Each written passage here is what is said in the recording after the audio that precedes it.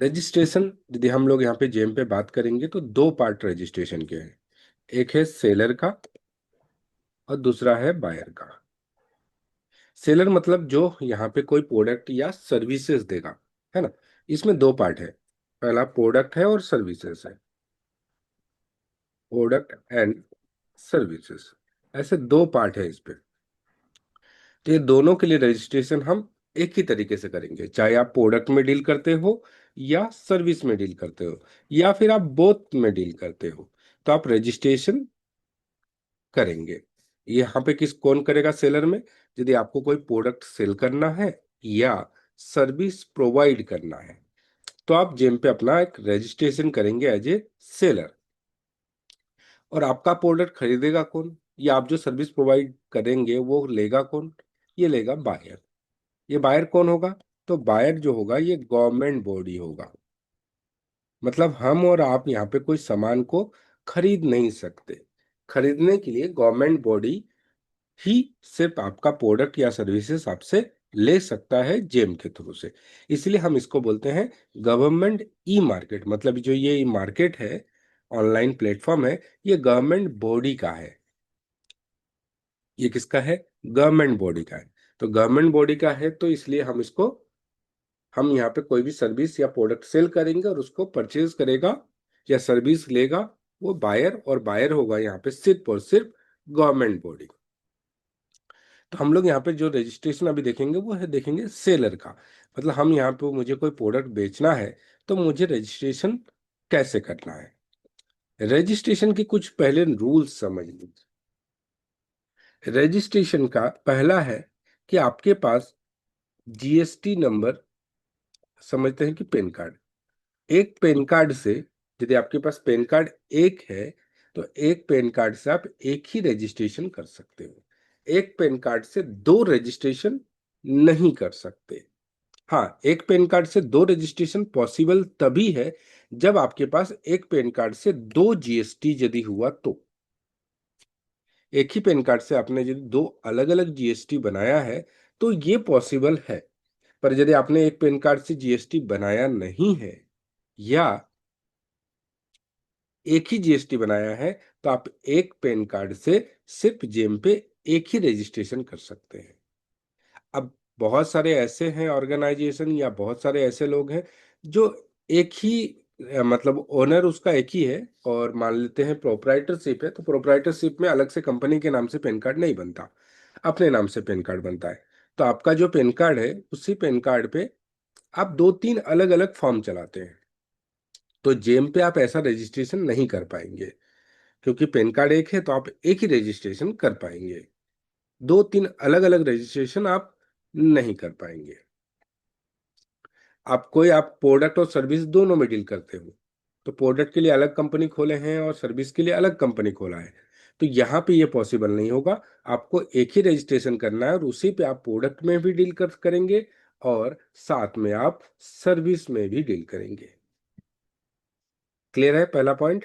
कोई डाउट्स है इसमें?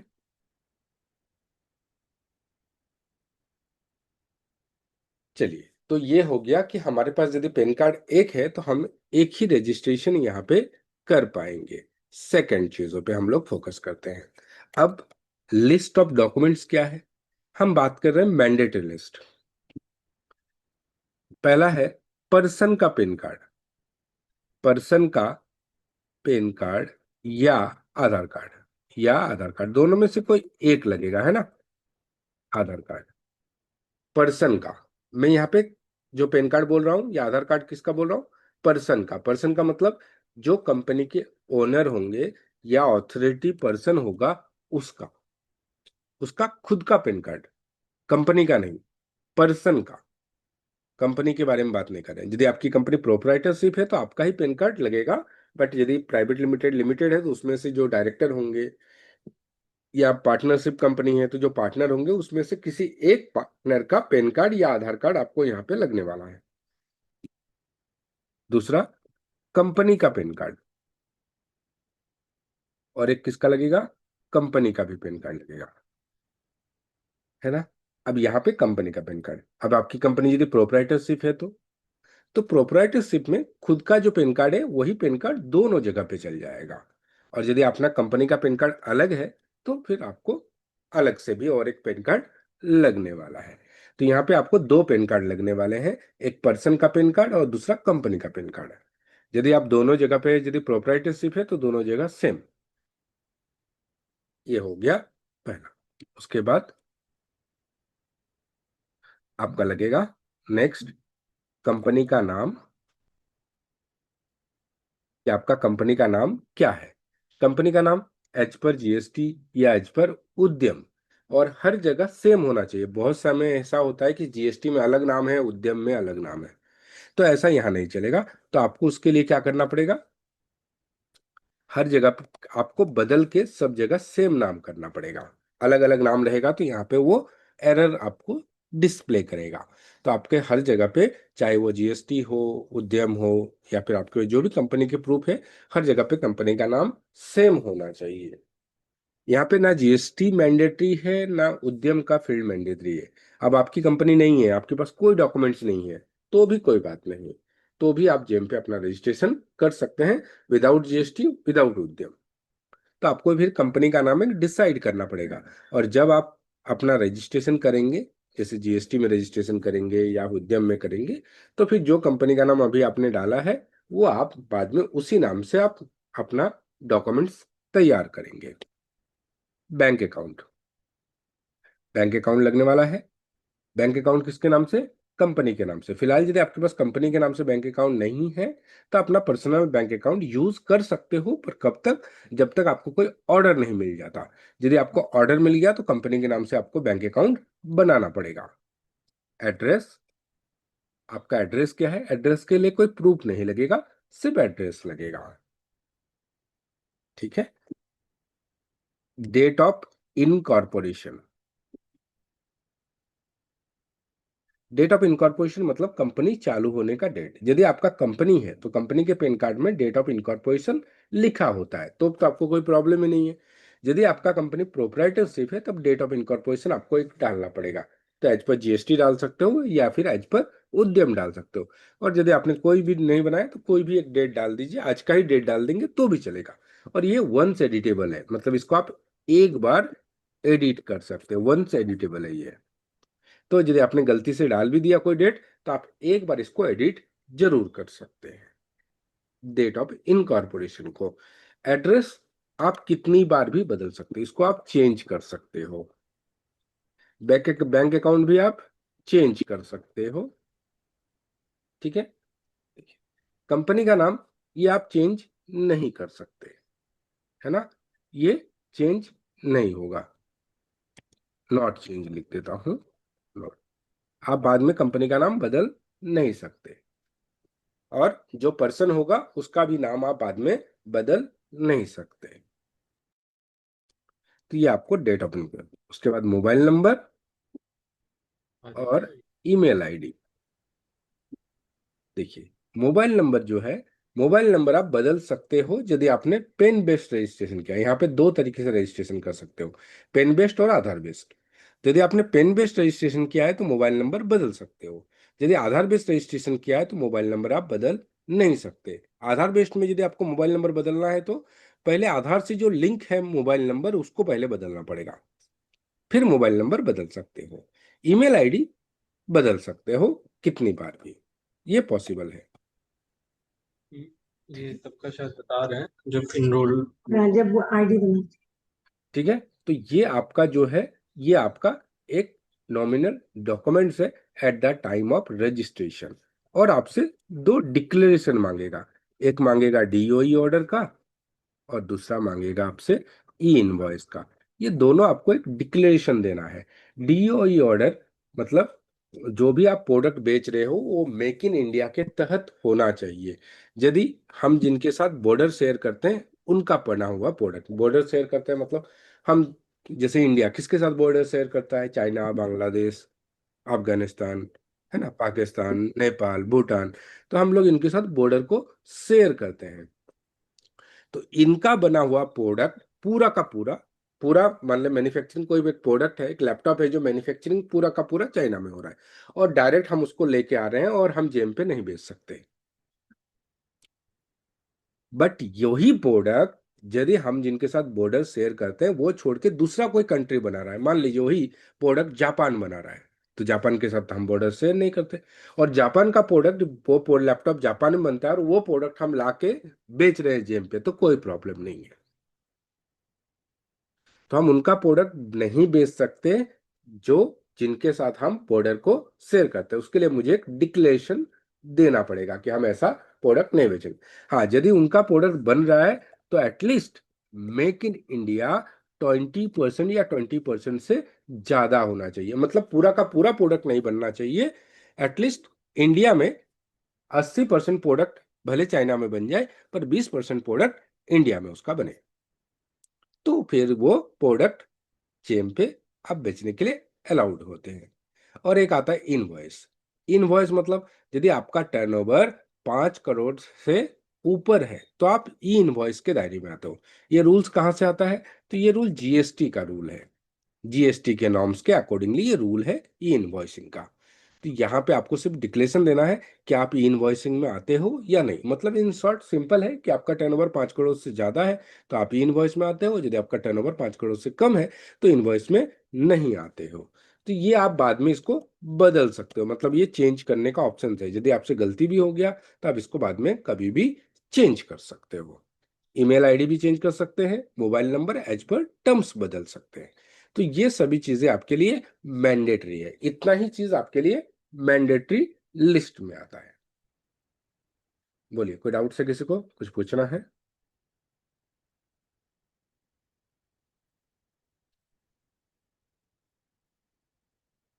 चलिए अब आते हैं नॉन मैंडेटरी, जैसे कि उसमें है जीएसटी पहला,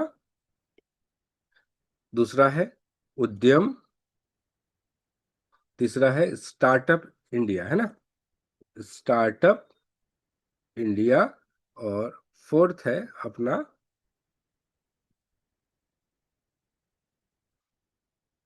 जिसको हम लोग बोलते हैं आईटीआर, इनकम टैक्स रिटर्न, है ना। ये चार चीजें मैंडेटरी लिस्ट में नहीं आता है। मतलब है तो भी चलेगा, है तो आपको उसके कुछ बेनिफिट मिलेंगे, नहीं है तो आपको कुछ बेनिफिट नहीं मिलेगा, पर आप जेम पे काम जरूर कर सकते हो कुछ कंडीशन के साथ, जैसे जीएसटी। यदि आपके पास जीएसटी नहीं है तो जीएसटी नहीं है तो आपके पास, जैसे जीएसटी का रूल है कि आप जीएसटी कब बनाना जरूरी है, जब आपका टर्नओवर 40 लाख से ऊपर हो। तो आपका टर्नओवर, तो आप सेम जेम भी वही रूल को फॉलो करता है कि आपके पास यदि जीएसटी नहीं है तो एक फाइनेंशियल ईयर में आप जेम पे सिर्फ 40 लाख तक ही काम कर पाएंगे, 40 लाख के ऊपर नहीं कर पाएंगे। दूसरा, विदाउट जीएसटी आप जिस एड्रेस जो दिए हो यहाँ पे एड्रेस, ये एड्रेस जहाँ का है, जिस स्टेट का है, उसी एड्रेस में आप सिर्फ उसी स्टेट में काम कर पाएंगे, दूसरे स्टेट में काम नहीं कर पाएंगे विदाउट जीएसटी। और जीएसटी है तो फिर आपके लिए पूरा फील्ड ओपन है, मतलब आप कितना भी एक फाइनेंशियल ईयर में आप 100 करोड़ का भी काम कर सकते हो, 500 करोड़ का भी काम कर सकते हो, आपको कोई प्रॉब्लम नहीं, और कहीं पर ऑल ओवर इंडिया अपना प्रोडक्ट या सर्विसेज दे सकते हो। सेकंड है उद्यम। यदि आपके पास उद्यम नहीं है तो उद्यम के जो बेनिफिट है वो आपको नहीं मिलेंगे। जैसे उद्यम के बेनिफिट्स क्या है? उद्यम के बेनिफिट्स बोलेंगे तो ईएमडी में एग्जम्पशन होना, आईटीआर और टर्नओवर में छूट मिलना, है ना, ऐसे और कुछ बेनिफिट्स होते हैं। तो वो जो बेनिफिट्स है वो उद्यम यदि आपके पास नहीं है तो उसका बेनिफिट आपको नहीं मिलेगा। सेम स्टार्टअप इंडिया का भी जो बेनिफिट है वो बेनिफिट नहीं मिलेगा यदि आपके पास स्टार्टअप इंडिया का लाइसेंस नहीं है तो। फोर्थ है आईटीआर। आईटीआर मतलब इनकम टैक्स रिटर्न। तो इनकम टैक्स रिटर्न जो है ये इन डायरेक्टली जो है वो डेट ऑफ इनकॉर्पोरेशन से लिंक है। कहाँ से लिंक है ये तो ये लिंक है डेट ऑफ इनकॉर्पोरेशन से, यहां से ये पूरी तरीके से लिंक है आईटीआर। तो आपका यहाँ पे जो डेट ऑफ इनकॉर्पोरेशन होगा, यहां से 24 मंथ, यहां से कितना, 24 मंथ्स, जो अपने डेट ऑफ इनकॉर्पोरेशन डाला है वहां से 24 मंथ तक आप विदाउट आईटीआर सभी काम कर पाएंगे, सब काम, पूरा जेम में सब कुछ काम कर पाएंगे। पर 24 मंथ के बाद आपको आईटीआर अपना अपडेट करना पड़ेगा। अब मान लीजिए आपने 24 मंथ हो गया और आपने आईटीआर अपना अपडेट जेम पे नहीं किया, तो भी आपको ऐसा नहीं कि जेम का अकाउंट आपका बंद हो जाएगा, फिर भी आप काम कर पाएंगे। अब जेम पे जो आपको ऑर्डर मिलते हैं ना, वो दो तरीके से मिलते हैं। एक को बोलते हैं डायरेक्ट परचेज और दूसरा होता है बीड, टेंडर के थ्रू से। डायरेक्ट परचेज मतलब डायरेक्टली आपको ऑर्डर मिल जाएगा। यदि आपका प्रोडक्ट का रेट सबसे कम है तो बायर आपका प्रोडक्ट को मार्केट में सर्च करेगा, और आपका रेट सबसे कम है तो डायरेक्ट आपको ऑर्डर आ जाएगा। टेंडर में क्या होता है? टेंडर में आपको बीड पहले दिखता है, वो बीड को हम पार्टिसिपेट करते हैं, और फिर पार्टिसिपेट होने के बाद टेक्निकल राउंड होता है। मतलब जो डॉक्यूमेंट्स है वो डॉक्यूमेंट्स हमें देख देख किया जाता है। जो टेक्निकल राउंड को क्वालिफाई होते हैं वो फाइनेंस राउंड में पहुंचते हैं, और फाइनेंस में जो सबसे कम रेट भरेगा, मतलब जो L1 आएगा, उसको वर्क ऑर्डर मिल जाएगा। तो डायरेक्ट परचेज का जो लिमिट है ये 10 लाख तक है। मतलब ऑर्डर मैक्सिमम आपको एक ऑर्डर 10 लाख तक ही मिलेगा, 10 लाख के ऊपर नहीं मिलेगा सिंगल ऑर्डर। हाँ, 10-10 लाख के आपको 10 ऑर्डर भी मिल सकते हैं, 50 ऑर्डर भी मिल सकते हैं, पर एक सिंगल ऑर्डर 10 लाख से ज्यादा का नहीं मिलेगा। डायरेक्ट परचेज का लिमिट ही है 10 लाख। और बीड का जो है उसका लिमिट नहीं है, कोई भी लिमिट, नो लिमिट। ये 10,000 का भी बीड बन सकता है और 10,000 करोड़ का भी बीड बन सकता है। तो बायर जो है ये दो तरीके से यहाँ पे परचेज कर सकता है। तो परचेज करेगा तो उसके अकॉर्डिंगली आपको इस दो तरीके से ऑर्डर मिलेगा, एक डायरेक्ट परचेज के थ्रू से, एक टेंडर के थ्रू से, या बीड बोल सकते हैं। तो यहाँ पे है, यदि आपने 24 मंथ तक, तो आपको कोई प्रॉब्लम ही नहीं है। 24 मंथ तक आप दोनों में काम कर पाएंगे। कहाँ से? डेट ऑफ इनकॉर्पोरेशन से। बट 24 मंथ के बाद आपके लिए एक ऑप्शन बंद हो जाएगा, यदि आपने आईटीआर अपना अपडेट नहीं किया तो। क्या ऑप्शन बंद हो जाएगा? बीड का ऑप्शन। मतलब 24 मंथ के बाद यदि अपना अपना आपने अपना आईटीआर अपडेट नहीं किया तो आप टेंडर में पार्टिसिपेट नहीं कर पाएंगे। हाँ, बट डायरेक्ट परचेज में आपको कोई प्रॉब्लम नहीं आएगा। डायरेक्ट परचेज में आपको ऑर्डर मिलता रहेगा, और जैसे आप आईटीआर अपडेट कर देंगे फिर टेंडर में भी पार्टिसिपेट करना चालू हो जाएगा। तो ये पूरा जेम के रजिस्ट्रेशन से पहले जानने वाली नॉर्म्स है। बोलिए, कोई डाउट्स है इसमें? किसी को कुछ पूछना है तो पूछ सकते हैं।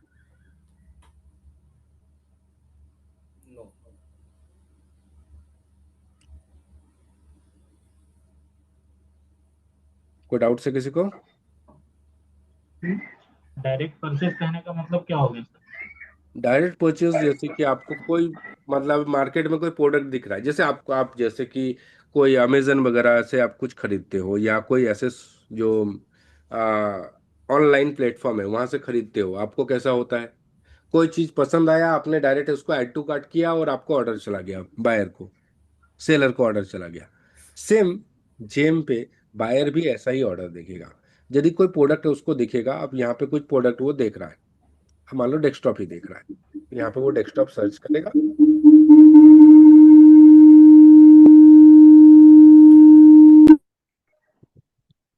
अब यहाँ पे हाई एंड डेस्कटॉप मान लीजिए उसको परचेज करना है, तो यहाँ पे वो जाएगा और उसको जो रेट सबसे कम लगेगा, अब उसको ये वाला प्रोडक्ट पसंद आया तो ये वाला प्रोडक्ट वो डायरेक्ट ऑर्डर प्लेस कर देगा।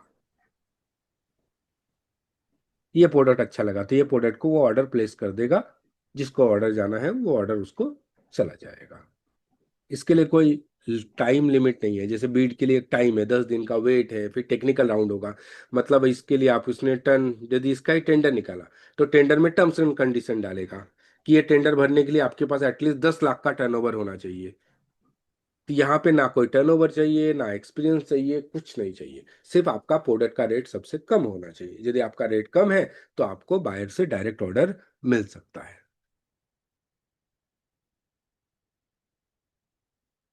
डायरेक्टली जैसे ही बायर को पसंद आएगा ये ऑर्डर प्लेस करेगा और डायरेक्ट आपको ऑर्डर्स में दिखना चालू हो जाएगा। मतलब आपको कोई इंटीमेशन वगैरह पहले कुछ भी नहीं आएगा, आपको डायरेक्ट ऑर्डर्स में दिखना चालू हो जाएगा कि आपको ऑर्डर मिल गया, अब डिलीवरी के लिए आप तैयार हो जाओ।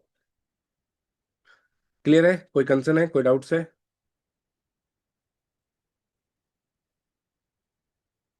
तो रजिस्ट्रेशन में कोई डाउट्स है किसी को?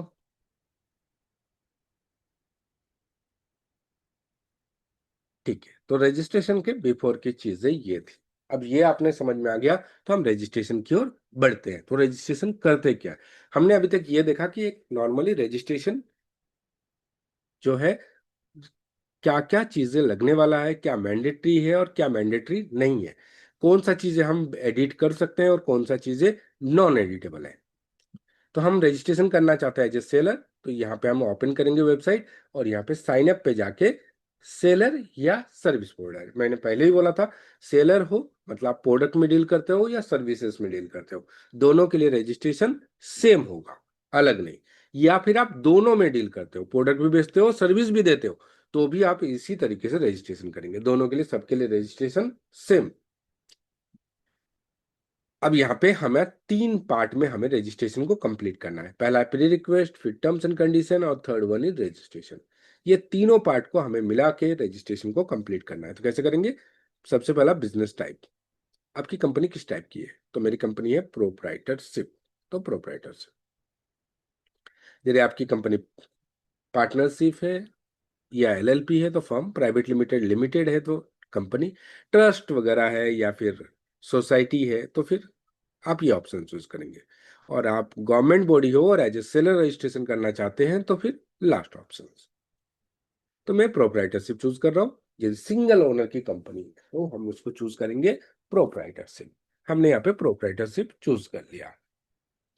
अब पर्सनल डिटेल्स, यहाँ पे हमसे कुछ टिक करने को बोल रहा है, तो मुझे यहाँ पे रिक्वायर्ड और बिजनेस डिटेल्स, ये दोनों को मुझे टिक करना है।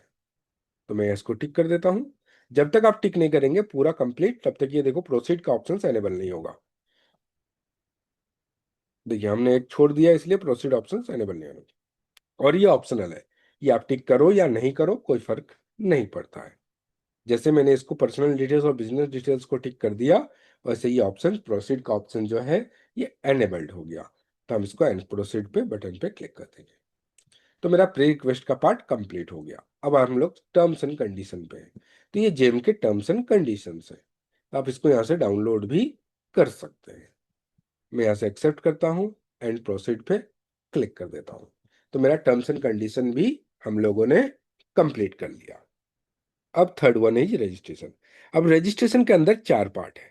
पहला है ऑर्गेनाइजेशन डिटेल्स, फिर पर्सनल वेरिफिकेशन, फिर ईमेल वेरिफिकेशन और fourth one is user credential. Organisation details में मतलब अपना कंपनी का डिटेल्स फिल करेंगे। पर्सनल वेरिफिकेशन में मैंने आपको बोला था आप 2 तरीके से अपने पर्सन को वेरिफिकेशन कर सकते हो। कैसा? एक पेन बेस्ड और या फिर आधार बेस्ड। ये दोनों में से कोई एक ऑप्शन चूज करके आप इसको वेरीफाई करना पड़ेगा, है ना? तो आप दोनों में से कोई भी ऑप्शंस को चूज करके आपको आपके नाम को वेरीफाई करना है। फिर ईमेल वेरिफिकेशन, आपका ईमेल जो आईडी है वो ईमेल आईडी पे डाल के ईमेल को वेरिफिकेशन करना है। और लास्ट है यूजर क्रेडेंशियल, मतलब आप जेम पे जो रजिस्ट्रेशन करना चाह करते हैं तो उसके लिए आपका आईडी और पासवर्ड आप क्या सेट करना चाहते हैं, वो आप आईडी और पासवर्ड यहाँ पे डालेंगे कि मैं इस आईडी और ये पासवर्ड के साथ जेम पे लॉग इन होऊंगा। तो ये 4 पार्ट में आपको ये रजिस्ट्रेशन का पार्ट कंप्लीट करना है। तो पहला ऑर्गेनाइजेशन डिटेल्स, जिसमें कंपनी का नाम पूछा जा रहा है कि आपका कंपनी का नाम क्या है ना? तो कंपनी का नाम मतलब मिड लाइफ सॉल्यूशन, ये मैंने यहाँ पे डाल दिया कि ये मेरा कंपनी का नाम है। तो यहाँ पर भी हम डाल देते हैं रिपीट। ठीक है, जैसे ये पूरा नाम मैच हो गया, ये देखो ये नॉन एडिटेबल है, इसलिए आपको प्रॉपर वे से नाम डालना है, मतलब कोई स्पेलिंग वगैरह मिस्टेक नहीं होना चाहिए। और फिर इसको हम करेंगे नेक्स्ट। फिर पर्सनल वेरिफिकेशन। पर्सनल वेरिफिकेशन में 2 तरीके से कर सकते हो। यदि आधार से करना चाहते हो तो आधार आधार नंबर या वर्चुअल आईडी और जो आधार से लिंक है मोबाइल नंबर वो डालना है, एक्सेप्ट करना है, वेरीफाई करना है। जैसे वेरीफाई करेंगे फिर मोबाइल नंबर पे एक ओटीपी जाएगा, ओटीपी डाल दीजिए, वेरीफाई हो जाएगा। यदि पेन बेस्ट करना चाहते हैं तो कोई बात नहीं, पेन नंबर पर यहाँ पे कंपनी का नहीं पर्सन का है ना। पेन नंबर, नाम एज पर पेन कार्ड और डेट ऑफ बर्थ आपको डालना है, वेरीफाई करना है।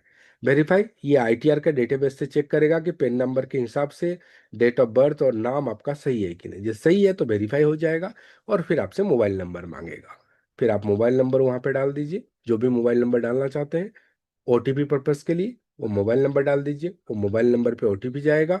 और ओटीपी से जैसे वेरीफाई करेंगे पर्सनल वेरिफिकेशन आपका कंप्लीट हो जाएगा। फिर आएगा ईमेल वेरिफिकेशन, जिसमें ईमेल आईडी आपको 2 बार डालना है और ईमेल पे एक ओटीपी जाएगा।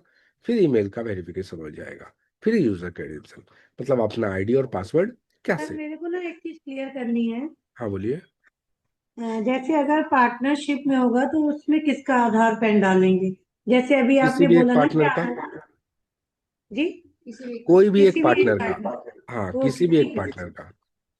ठीक है।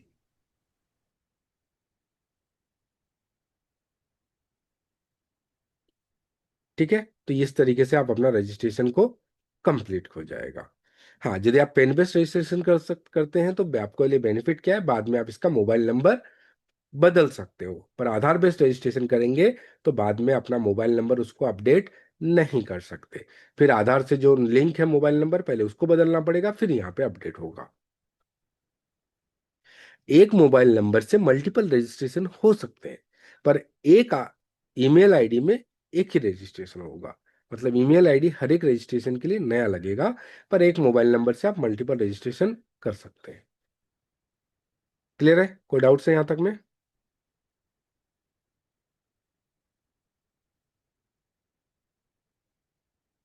ठीक है, तो ये आपका रजिस्ट्रेशन का पार्ट यहाँ तक में कंप्लीट हो जाता है। एक पूछना था। हाँ बोलिए। गुरवेश सर, आप पहला तो एक कोई भी 2 डिवाइस कनेक्ट किए हो, एक डिवाइस आप हटा दीजिए, तो आपकी वॉइस भी क्लियर आएगा और हमारे पूछना लिए था। इजी होगा। कोई भी सर एक डिवाइस को ना आप हटा दीजिए, एक डिवाइस से कनेक्ट हो जाइए, सिंगल कोई भी एक डिवाइस से, है ना।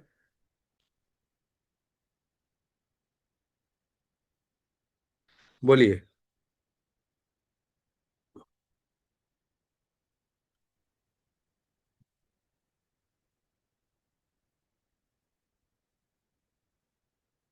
बोलिए सर, कोई डाउट से तो।